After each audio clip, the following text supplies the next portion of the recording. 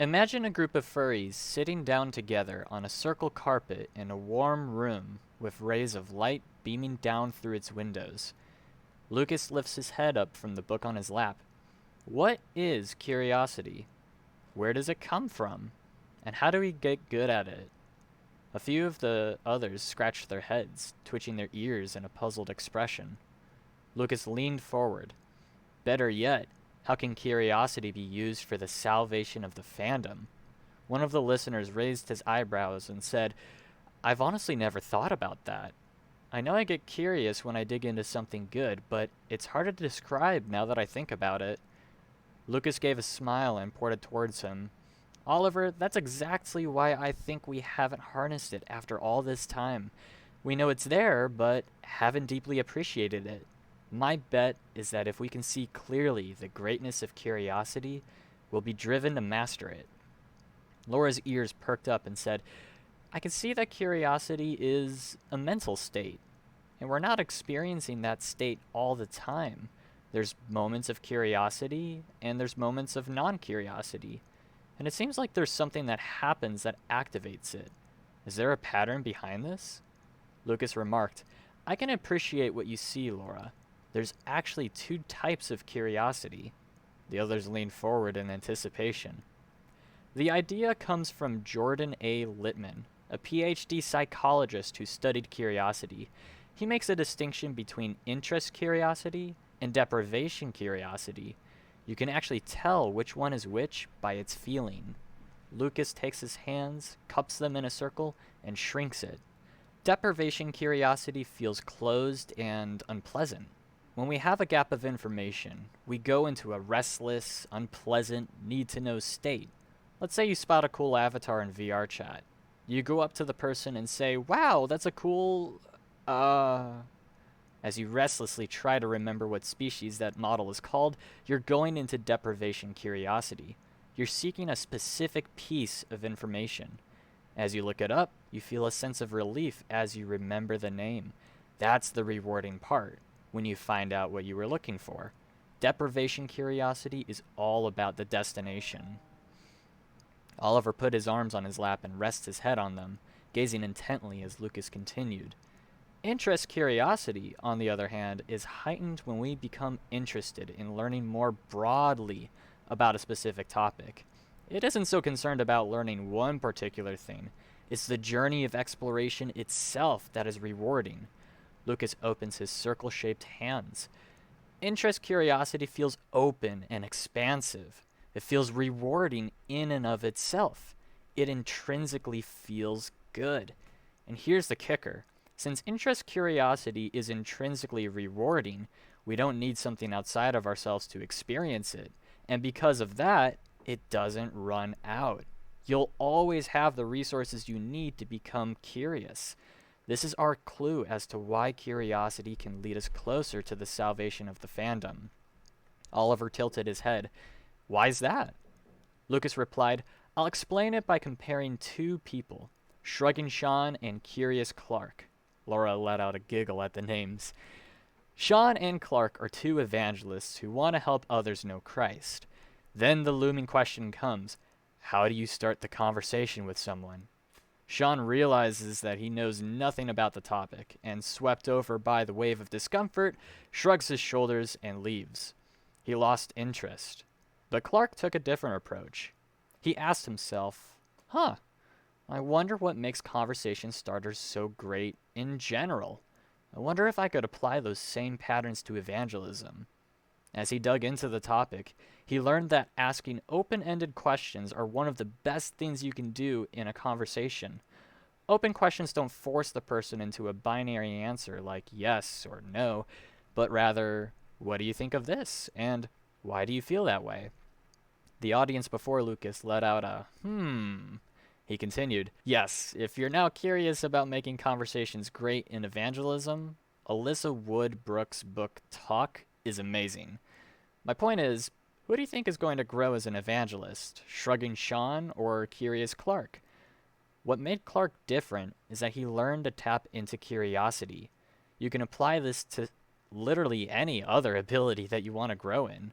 It's wonderful, because interest curiosity not only feels good in and of itself, but it grows your capacity to learn any ability. With curiosity, the path to becoming a better X, Y, Z is not only rewarding at the end, but also in the journey itself. I've become increasingly grateful to God for giving us the capacity to feel interest curiosity. Laura's smile widened. Lucas pointed up. But let's build on what we have. We've just learned that curiosity is the superpower to learn any ability, and the salvation of the fandom requires a whole plethora of abilities from an abundance of people in a community. What if curiosity became the foundational ability in that community? What could we make of that? I think that we could reasonably predict that that community would produce a lot more curious Clarks, not just in evangelism. Let's explore this together.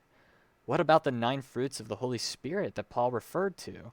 Love, joy, peace, patience, kindness, goodness, faithfulness, gentleness, and self-control. What about mental health? What about our relationship with God? The community could even become curious about all the abilities it could get curious about for the salvation of the fandom. Oliver lifts his head, and Lucas continued. But curiosity doesn't just come in a vacuum. You won't have interest in something you know nothing about. Then how do we get it? Oliver said. Lucas grinned. Dr. George Lowenstein calls it priming the pump. All you need is a scoop of information. As soon as you know even a small bit, your curiosity is piqued and you want to learn more.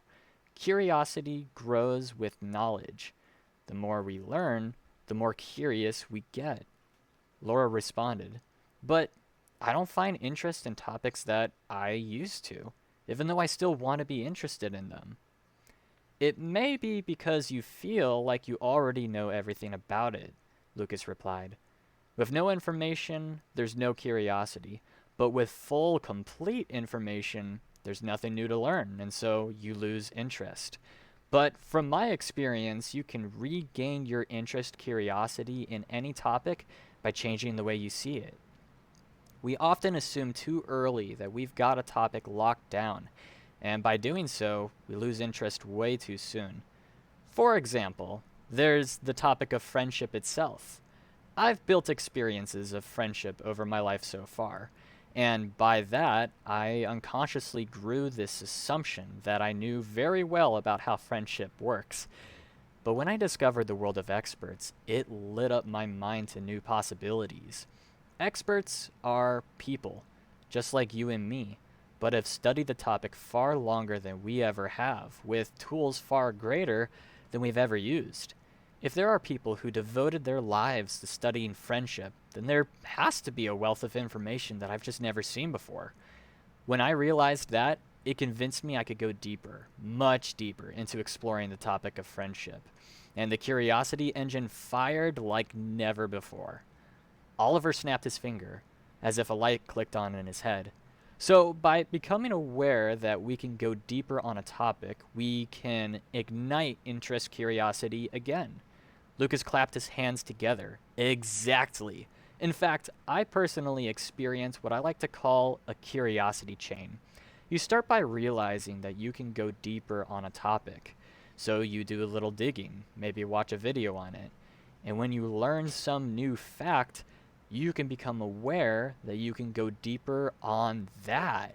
It's like a tree that sprouts off into many branches, and each branch can sprout even more branches from it. As you discover there's more and more to learn, you become enamored by the new world you just tapped into. Now, here's the puzzle. Lucas opened his arms to the audience, inviting them into his mystery. We can talk about curiosity all we want today, and even try it out for a bit to find out that it's neat, but we're at risk of forgetting all about it. If we want to make this a tool for the salvation of the fandom, it's gotta become more to us than a dying spark. So, the puzzle is this. What can we do to make curiosity a growing, enduring ability within us? The silence radiated off the audience. Oliver spoke. This reminds me of driving. I almost drove my mother and I into a river starting out, but after a couple months of practice, I got really good at it. Is that how this works? Lucas gave a toothy grin. That's exactly the way you should see curiosity. At first, it feels strange, even foreign, to try and activate it intentionally. But just like driving, practice makes permanent. In fact, I can modify your analogy to go deeper. What's your favorite place you regularly go to eat? Oliver replied, Munchies. Great choice. I bet you needed a map to get there first. But what happened the moment you paid attention to the landmarks? Oliver said, well, the more I paid attention, the more certain things became a reoccurring theme.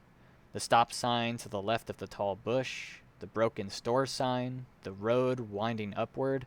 The landmarks became imprinted in my head so much until it became solid to my mind how to get there. Now I no longer need to use a map, I just do it. Perfect, said Lucas. What you're describing is a great clue to unlocking a permanent curiosity habit. Here's how the road analogy connects. Did you know that you can pay direct attention to your thoughts, emotions, and sensations in your body? Laura tilted her head. It's our innate ability of awareness. Turns out, when you become curious about something, the thoughts, emotions, and sensations you feel in that curiosity aren't just random noise. There are patterns that lead to curiosity. It can become predictable to you. Laura's eyes widened. Huh. I see how it connects to the road analogy. The destination we're coming to is curiosity, and the thoughts, emotions, and sensations we feel are the landmarks. It appears fuzzy at first because we're so unfamiliar with the experience, but as we pay attention to the experience dozens of times, we're building knowledge through experience of what curiosity is really like. Lucas replied, exactly. In fact, you can practice this right now.